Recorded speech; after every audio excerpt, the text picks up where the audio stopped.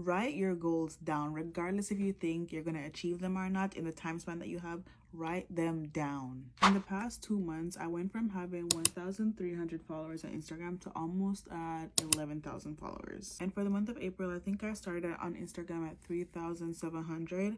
And on TikTok, I was at like 12,000 on TikTok. My goal for Instagram was to hit 10,000 followers by the end of April, and my goal for TikTok was to hit 20,000 followers by the end of April. Mind you, I was growing at a steady pace on Instagram. Before TikTok, my growth was pretty low. Like I was getting a couple followers a day, not too much to say to go from like 11,000 to 20,000 by the end of the month.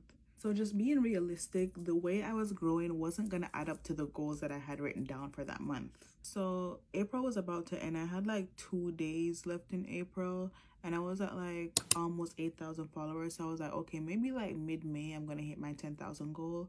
But in those last 2 days, my account went from 8,000 followers to 9,000 in one day. And in the last week of April, I was at 13,000 followers. So again, there's only 1 week left in April.